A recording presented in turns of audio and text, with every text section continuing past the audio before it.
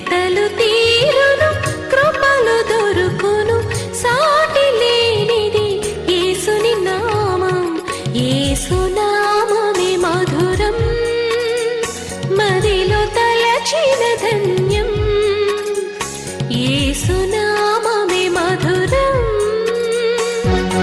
ప్రభువునందు ప్రియమైన దేవుని బిడ్డలారా, నేటి వాక్య ధ్యానం కొరకు ప్రార్థించుకుందాము. మమ్మలను మిక్కిలిగా ప్రేమిస్తున్న తండ్రి, మీ ఆత్మకు మమ్మను సమర్పించుకుంటున్నాము. నేటి వాక్య ధ్యానము ద్వారా మీరు మాతో మాట్లాడమని, మా ప్రేక్షకులను జ్ఞాపకం చేసుకొనమని ప్రార్థిస్తున్నాము. ప్రతి ఒక్క విశ్వాసి వారి వారి అవసరతలను నీ చేతికి అప్పగించి ఆదరణ పొందినట్లు చేయమని అడుగుచున్నాము. యేసే పరిష్కారం మీరు నడిపిస్తున్నారు. ఈ మీ కార్యక్రమంలో మమ్మల్ని భాగస్థులను చేశారు. మీకు వందనాలు. వాక్యము వినుటకు సిద్ధముగా ఉన్న బిడ్డలతో మీరు మాట్లాడమని యేసు నామమున వేడుచున్నాము తండ్రి, ఆమెన్. ప్రియమైన దేవుని బిడ్డలారా, పేతురు రాసిన 2వ పత్రిక 1వ అధ్యాయం 5వ వచనము నుండి 11వ వచనము వరకు నిన్నటి దినము ధ్యానం చేసిన మాటలలో నుండి మరికొన్ని జాగ్రత్తలు చెబుతాను. ఈ వాక్యము చెప్పేటప్పుడు మీరు గుర్తించవలసినది ఏమిటంటే, ఈ వచనాలన్నింటిలో మర్మములున్నవి. మర్మములు అంటే శోధింపబడి ఎరుగనవి. మర్మము అన్నప్పుడు ఆత్మచేత బోధించబడినవి, మానవ మనసుకు అర్థం కానివి. ఆర్డినరీ హ్యూమన్ బీయింగ్, సాధారణమైన మానవుడు ఈ వచనాలను చదివినప్పుడు వీటిని గ్రహించలేడు, ఒప్పుకోలేడు. నా మాటలు మీకు ఆశ్చర్యం అనిపించవచ్చు. అందుకే బైబిల్, దేవుడు లోకానికి అర్థం కాలేదు. There is only one key to understand the God of the Bible. Bible గ్రంథంలోని దేవుణ్ణి తెలుసుకోవటానికి ఒకే ఒక తాళపు చెవి ఉన్నది. అది యేసుక్రీస్తు. యేసుక్రీస్తు ప్రభువును నమ్మకుండా, ఆయన ఎవరో తెలుసుకోకుండా, దేవుణ్ణి ఎవరు తెలుసుకోలేరు. ఇది ప్రాథమికమైనటువంటి సత్యము, వ్యత్యాసము. ఇది ఎందుకో క్రైస్తవ బోధకులలో అత్యధిక శాతం ప్రజలు గుర్తించలేదు. అందుకనే పనికిరాని వాదనల యందు వ్యర్థులయ్యారు. ప్రపంచంలో చాలా మతాలు ఉన్నాయి. ఆయా మతాలు ఆయా ధర్మాలను భూమి మీద చేసుకెళ్తున్నారు. వాటిల్లో ఎవ్వరికీ కూడా బైబిల్లో చెప్పినట్లుగా మరణానంతర జీవితం మీద స్పష్టత లేదు. ఒకవేళ ఉన్నదని చెప్పుకుంటే ఇట్టి నిరీక్షణ లేదు. కాబట్టి కాంట్రవర్సీ రైజ్ అవుతుంది అక్కడే. కనుక బైబిల్ అర్థం కావాలి అంటే యేసుక్రీస్తు అర్థం కావాలి. యేసుక్రీస్తు అర్థం కావాలంటే వాక్యము అర్థం కావాలి. అందుకే మీరు ఆదికాండం 12లో అబ్రహాము యొక్క పిలుపు చూస్తే వాక్యమే అబ్రహామును పిలిచెను. The word of God revealed to Abraham. The word of God is nothing but Jesus Christ. The word of God is pre-incarnated Christ. The word of God is Jesus in flesh as human.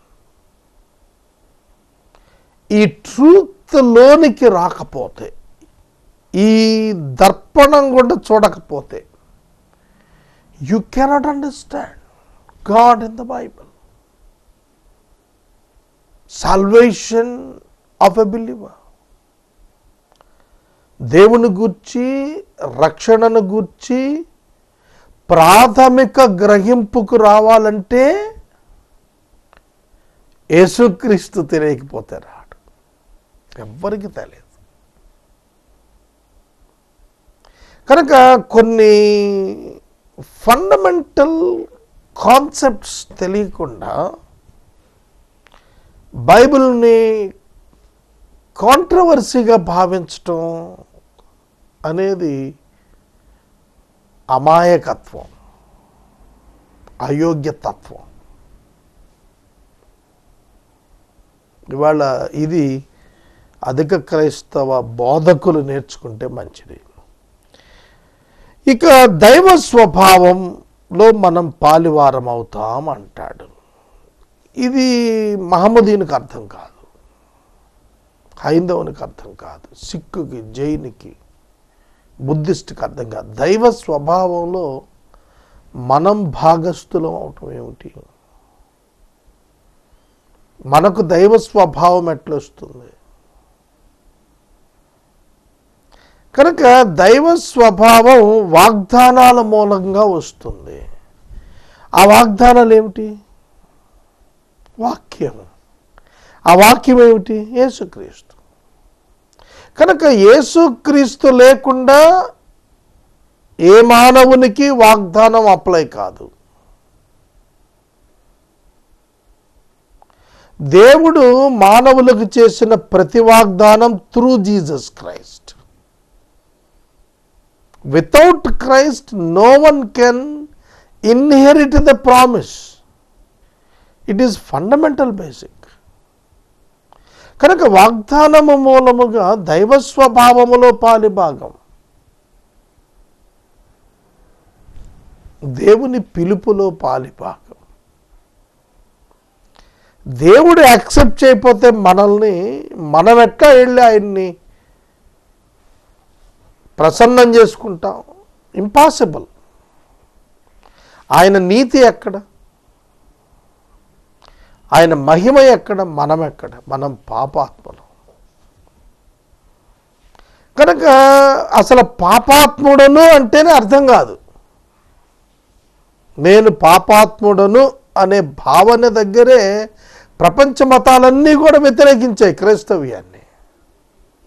క్రైస్తవుడు అంటాడు నేను పుట్టుకతోనే పాపిని అంటాడు. మహమ్మదీయుడు and, హైందవుడు and, Sikh and, Jain and నేను పాపాత్ముడిని, నేను పుట్టినప్పుడు పరిశుద్ధుడినే అనుకుంటాడు ప్రతివాడు. కానీ ఒక్క బైబిల్ నమ్మిన వాడే పాపమునందు నేను పుట్టానంటాడు. అసలు బేసిక్కే అక్కడ తేడా ఉంది, అక్కడ ఆర్గ్యుమెంట్ ఏముంది? కనుక నేను పాపాత్ముడను అని తెలుసుకోకపోతే నాకు రక్షకుని అవసరం ఏముంది? ఈ మధ్యన ఒక TV5 డిబేట్లో నేను చూశాను. క్రైస్తవులు పాపాత్ములు అంటున్నారు. మేము పాపాత్ములమా? మమ్మల్ని అవమానం చేసి మాట్లాడుతున్నారు అన్నాడు ఒక ఆయన. ఆయనకి తాను పాపాత్ముడును అనేది అర్థం కానప్పుడు ఆయన పరిశుద్ధుడే, ఆయన నీతిమంతుడే. అప్పుడు యేసు చెప్పిన మాట, నేను నీతిమంతులను పిలువరాలేదు. ఇక ఆ బాబుకి అంతకాలానికి అర్థం కాదు యేసుక్రీస్తు ఎవరో, దేవుడెవరో, నిత్యరాజ్యం ఏంటో, దైవ సంకల్పం ఏమిటో, దైవ స్వభావం ఏమిటో.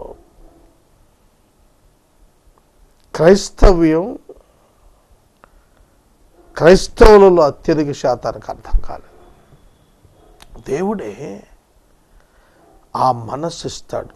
వారు నన్ను గ్రహించున్నట్లు నేను వారికి మనస్సునిచ్చదను అన్నాడు ఇర్మీయాలో.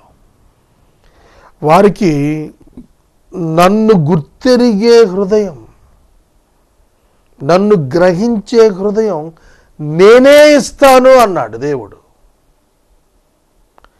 కాబట్టి దేవుణ్ణి తెలుసుకోవాలి అంటే, బైబిల్లోని దేవుని తెలుసుకోవాలంటే not through the bookish knowledge but by the experiential knowledge. పుస్తకం చదివితే రాదు, అనుభవంలో వస్తుంది. కనుక వారికి పేతురు కూడాను యేసుక్రీస్తు ప్రభు దగ్గర నీవు క్రీస్తువు, సజీవుడైన దేవుని కుమారుడు అనగానే ఆయన ఇది రక్తమాంసాలు నీకు బయలుపరచలేదన్నాడు. ద హ్యూమన్ బాడీ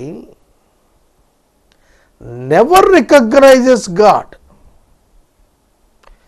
ఇది పరిశుద్ధాత్మ దేవుడు నీకు బయలుపరిచాడు తప్ప పేతురు రక్తమాంసాలు కాదన్నాడు. Not by your intellectual, not by your human wisdom. మానవ జ్ఞానంతో, మానవ అవగాహనతో నువ్వు దేవుణ్ణి తెలుసుకోలేవా? యోహాను సువార్తికుడు అన్నాడు, తండ్రి ఎవరో కుమారుడు చెబితేనే, కుమారుడు ఎవరో తండ్రి చెబితేనే.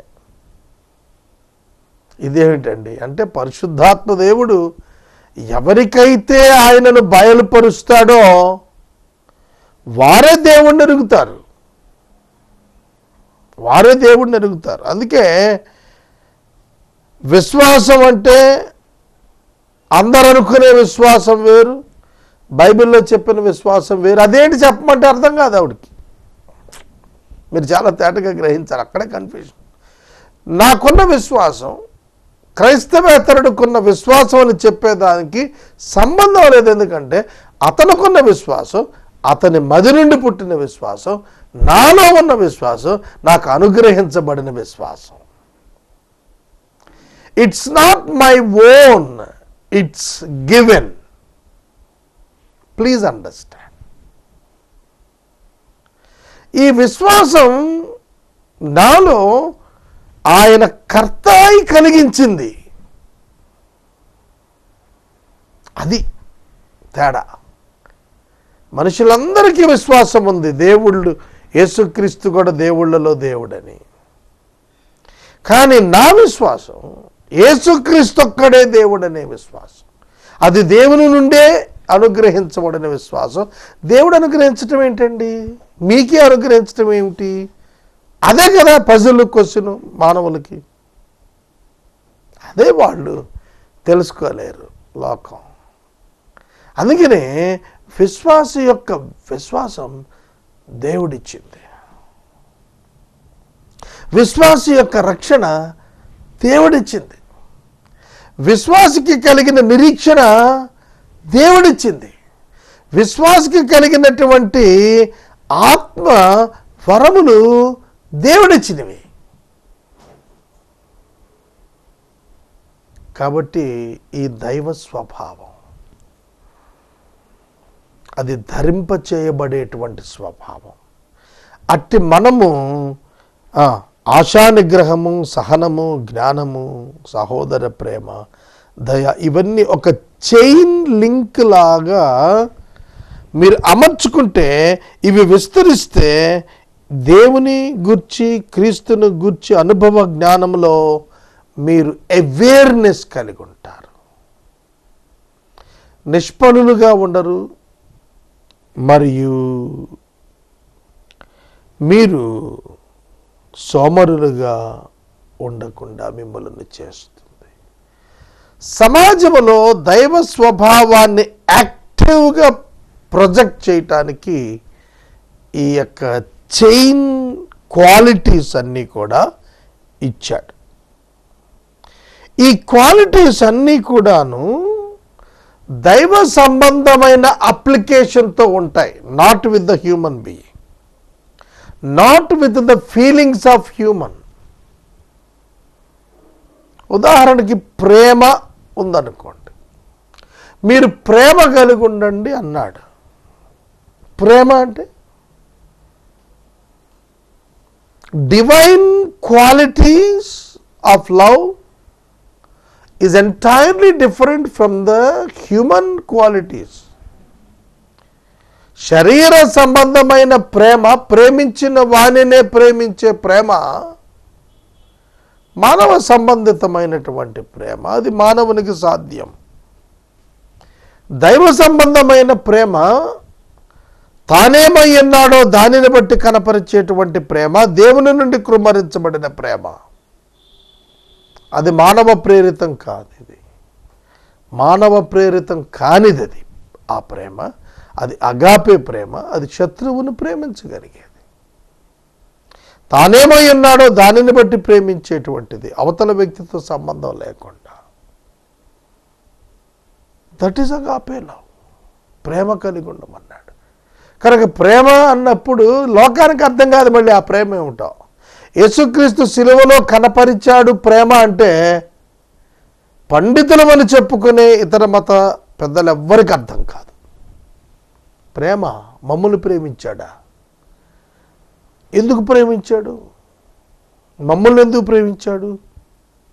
మా కొరకు ఎందుకు చనిపోయాడు? మనకు అది కాదు, అర్థం కాదు. ఇక మీరు 100 చెప్పండి అర్థం కాదు, 1000 చెప్పండి అర్థం కాదు. అయ్యా నిన్ను ప్రేమించాడు అంటే నన్నెందుకు ప్రేమించాలంటాడు తప్ప నన్ను ప్రేమించాడని గ్రహించడు. అదే ఆత్మచేత తాకబడిన విశ్వాసం ఉన్నాడు చూశారు, వాడికి అర్థమవుతుంది, ఓహో దేవుడు నన్ను ప్రేమించాడు. మాసిరామణి గారు రాసిన పాటలో భాసిల్లను సిలువలో పాపక్షమ అనే పాటలో ఆయన రాశాడు, ఎందులకో నాపై ఈ ప్రేమ అందదయా స్వామి నా మదికి. మానవ మదికి దేవుని ప్రేమ అర్థం కాదు. ప్రేమ అర్థం కాకపోతే ప్రతిస్పందన ఎట్లుంటుంది? అందుకే మనుషులు స్పందించటం లేదు యేసుక్రీస్తుకి. విశ్వాసులు మాత్రమే స్పందించడానికి కారణం ఏంటంటే ఈ విశ్వాసులకే అర్థమైంది అగాపే ప్రేమ అంటే. అందుకే తామెవరో తమ నిజస్థితి ఏంటో వాళ్ళు గుర్తెరిగారు. వారు తాము పాపులమని తెలుసుకున్నారు. ఏమిటి పాపులంటే? దేవుని నుండి దూరం అయిపోయిన వారు, fallen people from the mark of God. దేవుడు ఇచ్చిన ప్రామాణికము నుండి పడిపోయినాము ప్రభు, పడిపోయిన వారము అని ఒప్పుకోవటం పాపులు. దేవుని ప్రమాణం ఏమిటి? దేవుని నమ్మటం. దేవుని ఎందుకు నమ్మాలి? ప్రశ్నకు జవాబు ఏమిటి చెప్పండి? దేవుణ్ణి ఎందుకు నమ్మవలను అనగా దేవుడు గనుక నమ్మవలను. ఆయన లేకుండా ఏదియు కలుగలేదు గనుక ఆయననే నమ్మవలను. ఆయన నమ్ముటకు ఆధారములు ఎన్నటికీ ప్రధానములు కాకూడదు. దేన్ని నమ్మాలన్నా మానవునికి ఆధారం కావాలి. ఆధారము లేకుండా నమ్మటం అనే విశ్వాసము క్రైస్తవునికి దేవుడిచ్చాడు. అందుకే క్రీస్తును దేవునిగా నమ్ముతాడు. సకల లోకము యేసుక్రీస్తుని దేవునిగా తృణీకరించింది, ఇంక్లూడింగ్ జ్యూస్, యూదులతో సహా, మహమ్మదీయులతో సహా. దే ఫాలో ద తౌరాత్, they follow the law, but they deny the Christ and his divinity. క్రీస్తు యొక్క దైవత్వాన్ని యూదులు తిరస్కరించారు, మహమ్మదీయులు తిరస్కరించారు. ఎందుకు అర్థం కాలేదంటే వారిలో పరిశుద్ధాత్మ దేవుడు తన ఏర్పాటు చొప్పున చేయు క్రియ జరగలేదు. దీన్ని మానవ పరిభాషలో ఒక పిచ్చిగా కొట్టేస్తారు, కానీ ప్రపంచ క్రైస్తవ సంఘానికి ఇదే ఆధారము. అందువలన సహోదరులారా, మీ పిలుపును ఏర్పాటును నిశ్చయము చేసుకున్నటకు జాగ్రత్త పడండి. పిలుపు ఏర్పాటు, పిలుపు ఏర్పాటు.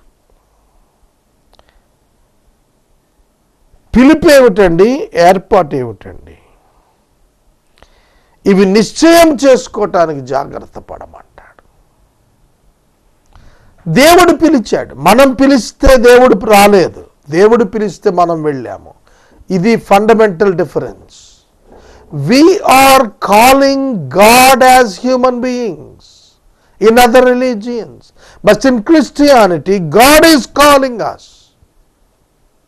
అర్థమైందండి? అన్ని ఇతర మతాలలో దేవుణ్ణి మనుషులు పిలుస్తారు, కానీ క్రైస్తవ్యంలో దేవుడు మనిషిని పిలుస్తాడు. అది తేడా. దేవుణ్ణి మనిషి వెతుక్కుంటాడు మతాలలో, కానీ మనిషిని దేవుడు వెతుక్కుంటున్నాడు క్రైస్తవ్యంలో. ఈ క్రైస్తవుల్లో చాలామందికి ఇంకా తెలియదు. క్రైస్తవుల్లోనే ఇంకా చాలామందికి తెలియదు. బోధకుల్లోనే ఈ మర్మము విశదముగా అర్థం కాకుండా ఉన్నవారు చాలామంది ఉన్నారు.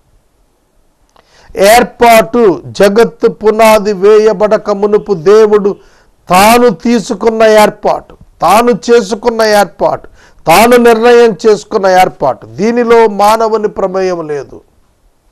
Our salvation is of God, not of us. మన రక్షణ దేవునికి చెందింది, దేవుడిచ్చింది, దేవునిదే. నా సంబంధం కాదు, నన్ను కనికరించాడంతే. నన్ను కనికరించినందున ఆయన న్యాయవంతుడు అవుతాడు, అన్యాయస్తుడు అవ్వడు. ఎందుకంటే నేను ఆయన అంగీకరిస్తాను కనుక. తను ఎందరు అంగీకరించినో వారందరికీ తన పిల్లలైపోవటానికి ఆయన అధికారం ఇచ్చాడు. మనోనేత్రాలు దేవుడు తెరిచినప్పుడు, వాక్యాన్ని మన ముందుకు తెచ్చినప్పుడు, దానిని ఉన్నది ఉన్నట్టుగా అవును అని నమ్మగలిగినప్పుడు మనం నిత్యరాజ్యానికి పోయేటువంటి దిశగా మన ప్రయాణం ఆరంభిస్తాము. క్రైస్తవులందరూ కాదు, గుడికి వెళ్తున్న వాళ్ళందరూ కాదు. దేవుని యొక్క న్యాయాన్ని ప్రశ్నిస్తారు తెలుసా మానవులు? వినండి ఈ మాట. దేవుడు తానే ఏర్పరచుకొని, దేవుడు తానే నిర్ణయించుకొని, దేవుడు తానే ప్రణాళిక చేసుకొని,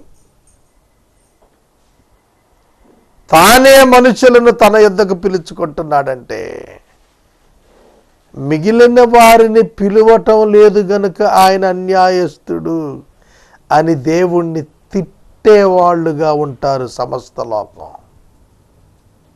తెలుసా మీకు ఇది? ఈ మాట మీకు తెలుసా? కావాలంటే ప్రాక్టికల్గా ఈ ప్రశ్నలు అడిగి చూడండి, మీ ముందే తిట్టిపోస్తారు దేవుడిని. ఏమంటే ఏమి దేవుడు అన్యాయంతో కూడిన దేవుడు అంటారు. కానీ కృప పొందిన మనం నీవు న్యాయవంతుడు అంటాము. కనుక క్రైస్తవ్యం అర్థం చేసుకోవటానికి కావలసినటువంటి స్ట్రాంగెస్ట్ ఫౌండేషన్స్ ప్రొక్లెయిమ్ చేయబడాలి, ప్రకటన చేయబడాలి.